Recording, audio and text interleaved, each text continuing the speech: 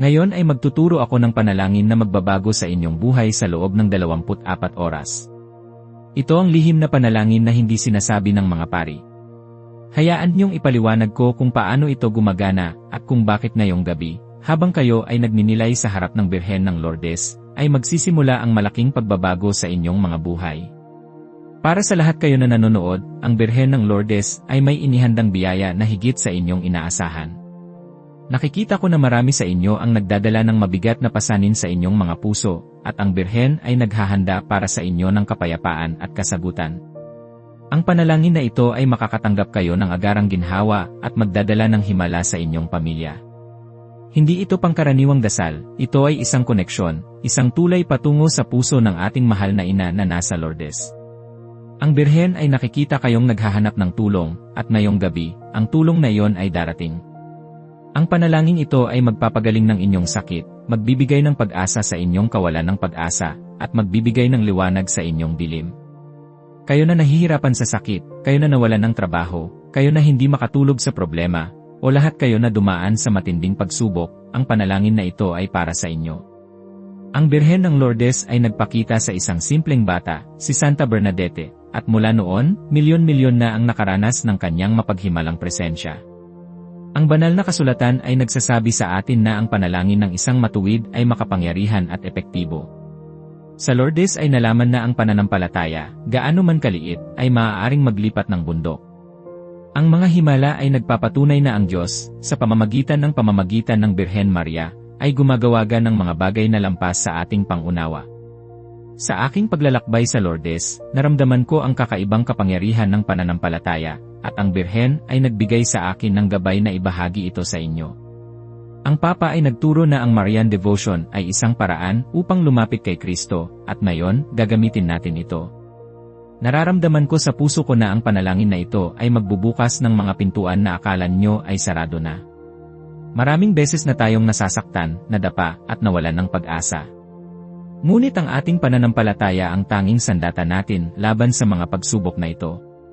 Sa ating modernong mundo na puno ng ingay at kaguluhan, madalas nating nalilimutan ang kapangyarihan ng tahimik na panalangin. Ang buhay natin ngayon ay puno ng stress, kaba, at kawalan ng katiyakan. Ang mga problema sa pamilya, pinansyal na paghihirap, at kalusugan ay tila walang katapusan. Ngunit ang Birhen ng Lourdes, ang ina ng mga may sakit at ina ng pag-asa, ay nag-aanyaya sa atin na lumapit sa Kanya. Ang paglapit sa mahal na Birhen ay hindi lamang tungkol sa paghingi ng tulong, ito ay tungkol sa pagpapalalim ng ating relasyon sa Diyos. Kapag nagdarasal tayo kay Maria, nilalapitan natin ang kanyang puso ng ina, na siyang pinakamabilis na daan patungo sa kanyang anak na si Jesus. Ang mga santo ay nagsasabi na ang panalangin ay ang hininga ng kaluluwa.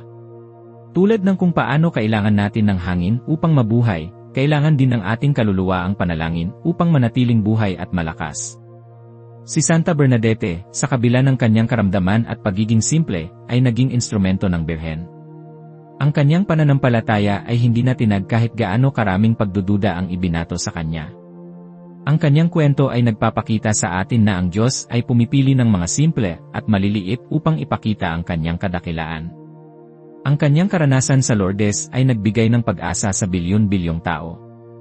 Sa tuwing mararamdaman niyong wala ng pag-asa, alalahanin niyo si Santa Bernadette, na sa gitna ng kanyang kahirapan ay naging instrumento ng Diyos.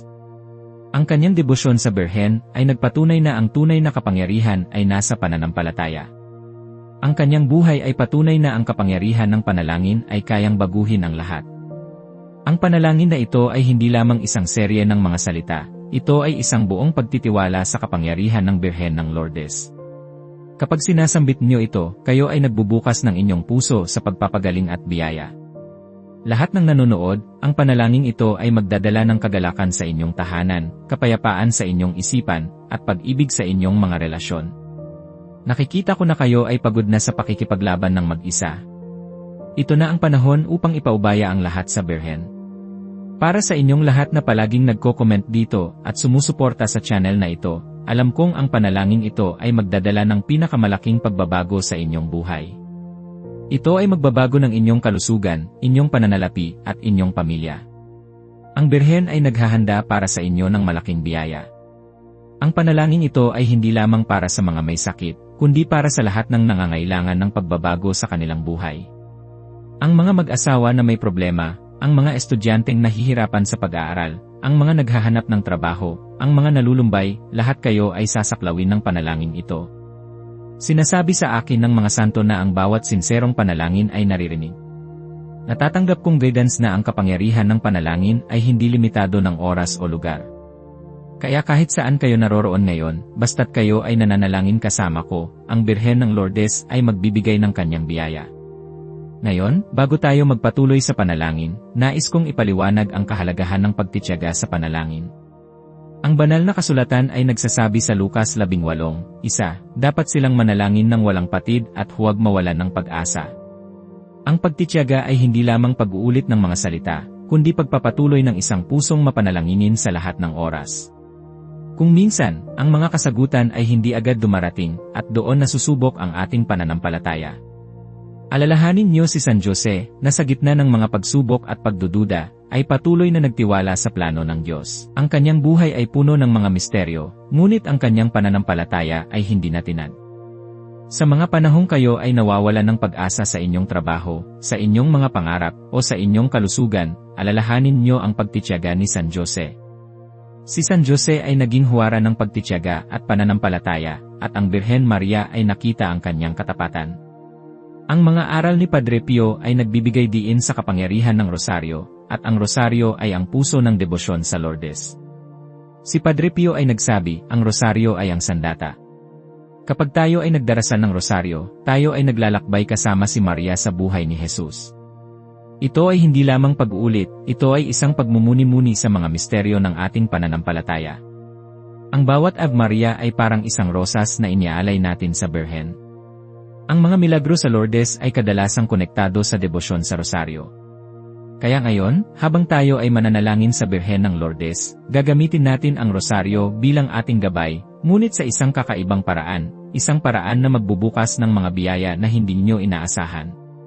Ang panalangin na ito ay mangyayari sa bawat nanonood, at ito ay magdadala ng malaking pagbabago sa inyong buhay sa loob ng 21 araw. Kayo ay gagaling sa 7 araw, lahat ay makakatanggap ng biyaya sa 14 na araw, at ang inyong buhay ay magbabago sa 21 araw. Ito ay isang pangako na nagmula sa aking puso, na natanggap ko sa panalangin. Ito ay para sa lahat ng nanonood, lalo na sa mga tapat na deboto, tulad ninyo na palaging nakatutok dito. Ngayon, handa na ba kayo? Huminga ng malalim. Ilagay ang inyong mga kamay sa inyong puso, at pakinggan ang bawat salita. Ang panalangin na ito ay gagawin natin ng may buong pagtitiwala, may buong pag-asa, at may buong pagmamahal. Simulan natin ang panalangin na ito kasama ang Ama namin, sumasalamin sa ating pagiging anak ng Diyos. Pagkatapos nito, ating tatawagin ang Birhen ng Lourdes sa isang espesyal na paraan. Manalangin tayo. Ama namin, sumasalangit ka. Sambahin ang ngalan mo. Mapasa amin ang kaharian mo. Sundin ang loob mo dito sa lupa para nang sa langit. Bigyan mo kami ngayon ng aming kakanin sa araw-araw. At patawarin mo kami sa aming mga sala, para ng pagpapatawad namin sa nagkakasala sa amin. At huwag mo kaming ipahintulot sa tukso, at iadya mo kami sa lahat ng masama. Amen. Ngayon, mga minamahal, ilagay ang inyong mga kamay sa inyong puso. Ipikit ang inyong mga mata, at isipin ang Birhen ng Lourdes na nakatayo sa harap ninyo, nagbibigay ng kanyang pagpapala. Hayaan niyong ang bawat salita ay tumagos sa inyong kaluluwa. Ito ang panalangin na makakapagpabago ng lahat. O mahal na Birhen ng Lourdes, ina ng awa at pag-asa. Kayong nagpakita kay Santa Bernadette sa isang mapagpakumbabang groto. Pumarito ako sa inyong paanan ngayong gabi, ng buong pagtitiwala. Nakikita niyo ang bigat sa aking puso, ang sakit sa aking kaluluwa. Ang mga pagsubok na aking pinagdadaanan. Kayo na nakakakita ng bawat patak ng aking luha. Kayo na nakakarinig ng bawat buntong hininga ng aking paghihirap. Lumapit ako sa inyo, o Ina, na may buong pananampalataya. Tulad ng pagbuhos ng tubig mula sa mapaghimalang bukal ng Lourdes. Buhusan niyo rin ako ng inyong biyaya at pagpapagaling. Linisin niyo ang aking kaluluwa sa lahat ng kasalanan. Pagalingin niyo ang aking katawan sa lahat ng karamdaman. Pagalingin niyo ang aking puso sa lahat ng sakit. Pagalingin niyo ang aking isipan sa lahat ng pagdududa. O Birhen ng Lourdes, buksan niyo ang mga pintuan ng pag-asa para sa akin. Ipakiusap niyo kay Jesus, ang inyong anak, ang aking mga kahilingan, banggitin ang inyong mga kahilingan sa inyong isipan.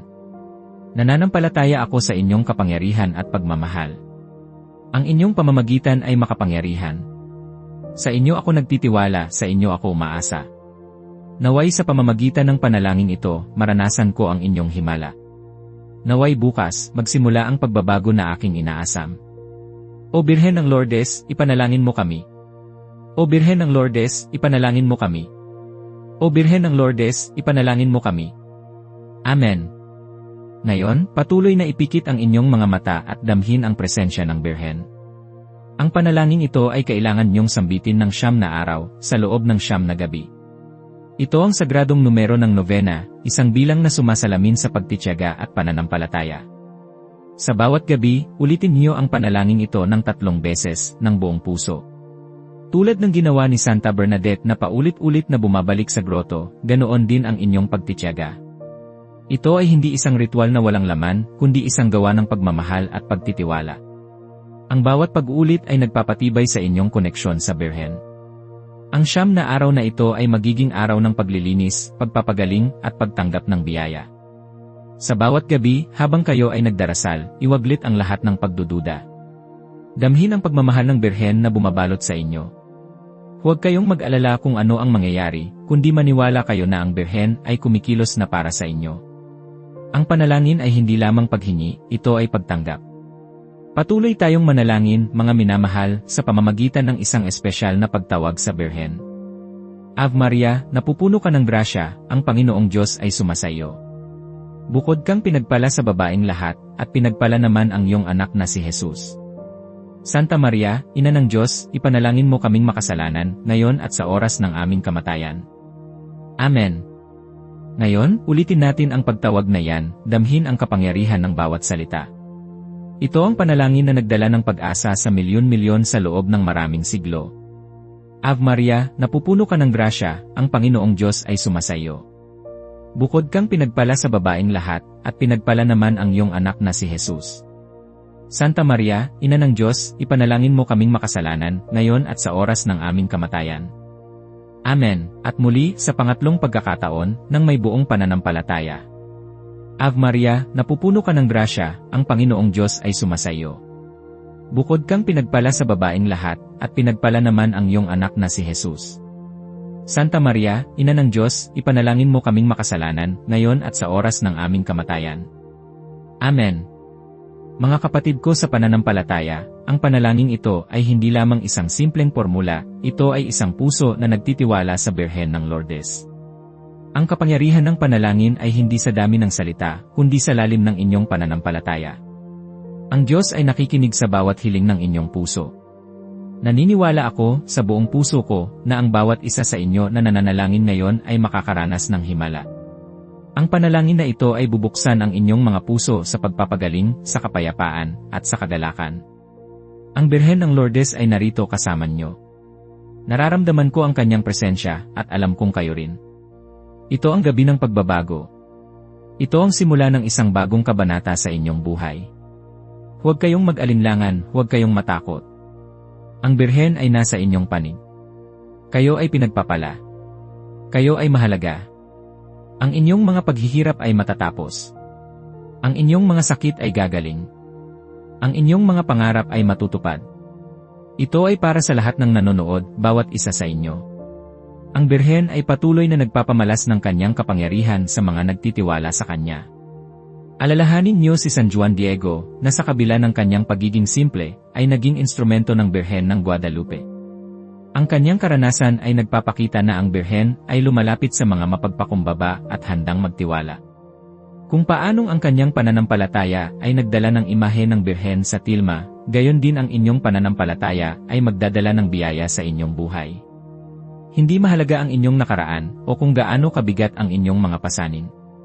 Ang mahalaga ay ang inyong pananampalataya ngayon. Patuloy tayong magnilay sa kapangyarihan ng Birhen ng Lourdes. Ang tubig sa Lourdes ay sumisimbolo sa paglilinis at pagpapagaling. Sa parehong paraan, ang panalangin ito ay maglilinis ng inyong kaluluwa at magpapagaling ng inyong mga sugat. Ang Birhen ay nag-aanyaya sa inyo na bumalik sa pananampalataya, sa pag-asa, at sa pag-ibig. Ang pag-asa ay hindi lamang isang pakiramdam, ito ay isang virtue. Ito ay ang pagtitiwala na ang Diyos ay may plano para sa atin, kahit nasa gitna ng kadiliman. At ang pag-ibig, ito ang pinakadakilang utos, ang pundasyon ng ating pananampalataya. Kayo na nakakaranas ng matinding pagsubok sa pamilya, ipagkatiwala ang inyong mga mahal sa buhay sa Birhen. Kayo na may problema sa inyong pinansyal, ilagay ang inyong mga pinagkukunang yaman sa kanyang kamay. Kayo na naghahanap ng kasagutan sa inyong mga tanong, tanungin ang Birhen ng Lourdes, at siya ang magiging inyong gabay. Ang mga santo ay patuloy na nagsasabi na ang pagmamahal ng ina ay walang katapusan. Ang Birhen ay naghahanda ng isang bagong simula para sa inyo. Ito ay mangyayari sa bawat nanonood, at ang inyong buhay ay magbabago ng husto. Kaya nga, mga minamahal, manatili sa panalangin. Ang bawat sandali na ginugugol ninyo sa pakikipag-ugnayan sa Birhen ng Lourdes ay isang pamumuhunan sa inyong espiritual na buhay. Huwag kayong susuko. Ang pagtitiyaga sa panalangin ay nagbubunga ng kapayarihan. Kung nahihirapan kayong manalangin, ipagkatiwala ang inyong kahinaan sa Birhen. Siya ang ina na nagturo kay Jesus kung paano manalangin, at siya rin ang magtuturo sa inyo. Ang panalangin ay hindi dapat maging pasanin, kundi isang kagalakan, isang pahinga sa piling ng Diyos. Sinasabi sa akin ng mga santo na ang bawat sinserong panalangin ay nagpapalakas sa ating espiritu. Ito ay nagbibigay sa atin ng kapayapaan sa gitna ng kaguluhan, at pag-asa sa gitna ng kawalan ng pag-asa. Tulad ng pagdarasal ni Santa Teresa ng Avila, na nagpakita ng malalim na pag-ibig sa Diyos sa pamamagitan ng panalangin, kayo rin ay maaaring lumalim ang inyong relasyon sa Kanya. Ang kanyang buhay ay nagpakita na ang panalangin ay hindi lamang paghingi ng mga bagay, kundi isang pakikipag-usap sa Diyos. Kapag kayo ay nananalangin sa Birhen ng Lourdes, kayo ay kumokonekta sa isang napakalakas na debosyon na nagbunga ng libu-libong milagro. Ang inyong mga kahilingan ay naririnig, at ang inyong mga panalangin ay tinutugunan. Nararamdaman ko ang pagtaas ng espiritual na enerhiya sa espasyong ito. Ang banal na espiritu ay gumagabay sa atin. Ang Birhen ay bumubulong sa inyong mga puso, nagsasabi ng mga salita ng pag-asa at pagmamahal. Ito ang oras para palakasin ang inyong pananampalataya. Ito ang oras para bitawan ang lahat ng takot at pagdududa. Ang Birhen ng Lourdes ay narito upang tulungan kayo. Siya ay ina sa lahat ng nangangailangan. Sa aking paglalakbay sa Lourdes, nalaman ko na ang kapangyarihan ng panalangin ay walang hangganan. Ngayon, mga minamahal kong kapatid, ibigay natin ang ating sarili sa Birhen ng Lourdes. Gawin niyo itong isang gawa ng pananampalataya. Isulat ang inyong pangalan sa comments para makapagdasal ako para sa inyo. Ito ay isang gawa ng pagpapakumbaba at pagtitiwala. I like ang video na ito bilang act of faith sa kapangyarihan ng Birhen. Ang bawat like ay isang pagpapatunay ng inyong pananampalataya. At I share sa 9 na tao, ang sacred number ng novena, para mas marami pa ang makaranas ng biyaya ng Birhen ng Lourdes. Ito ang inyong misyon, maging instrumento ng biyaya, tulad ni Santa Bernadette. Sa susunod nating pagtatagpo, tatalakayin natin ang panalangin sa mahal na awa ng Diyos, at kung paano ito makakatulong sa inyong paglalakbay tungo sa pagpapagaling at kapayapaan. Manatiling nakatutok, dahil ang inyong buhay ay magbabago. Patuloy akong magdadasal para sa bawat isa sa inyo. Ang Birhen ng Lourdes ay kasama niyo. Maraming salamat sa inyong pananampalataya at pagtitiwala. Magpakatatag kayo. Pagpalain kayo ng mahal na Birhen at ng Diyos na makapangyarihan.